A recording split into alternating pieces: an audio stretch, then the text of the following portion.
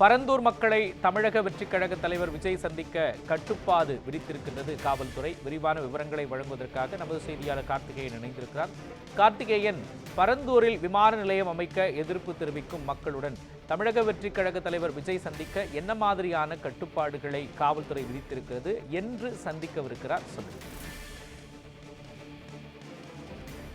சென்னையின் புதிய பசுமை விமான நிலையம் காஞ்சிபுரம் மாவட்டம் பரந்தூர் ஸ்ரீபெரும்புதூர் தாலுகாவில் பரந்தூர் பகுதியில் உள்ள 13 கிராமங்களை உள்ளடக்கி அமைக்கப்படும் என மத்திய மாநில அரசு தொடர்ந்து அறிவிப்புகள் வெளியிட்டு அதன் பின்னர் தொடர்ச்சியாக நிலங்கள் எடுக்கும் பணி நடைபெற்று வருகிறது.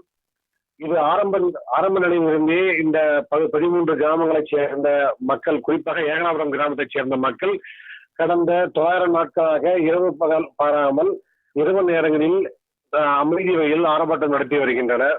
இந்நிலையில் இந்த ஏகனாபுரம் கிராம மக்களை தொடர்ச்சியாக காஞ்சிபுரம் தமிழ்நாட்டில் உள்ள அனைத்து எதிர்கட்சி தலைவர்களும் சந்தித்து இந்த எதிர்ப்பு குழுவுக்கு ஆதரவு தெரிவித்து வந்த நிலையில் தாவேக்காவின் தலைவரும் நடிகர் விஜய்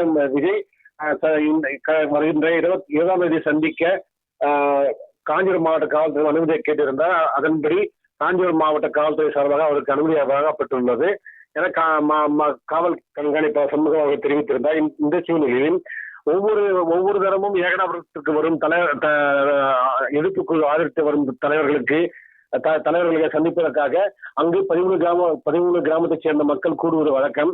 பொதுவாக இவ்வாறு கூடும்போது இவ்வளவு எண்ணிக்கையில் கூட வேண்டும் என காவல்துறை கட்டுப்பாடுகள் பெரிய அளவில் எப்போதும் விதிப்பதில்லை. மேலும் அந்த 13 கிராமங்களை சுற்றி பேரிகர்கள் அமைக்கப்பட்டு அங்கு வெளிநபர்கள், அதாவது 13 கிராமங்களை தவிர்த்து வெளியே மாவட்ட மக்கள் இதர மக்களால் வராமல் இருக்கிற காவல்துறையினர் சில கட்டுப்பாடு விதிப்பது வழக்கமாக உள்ளது.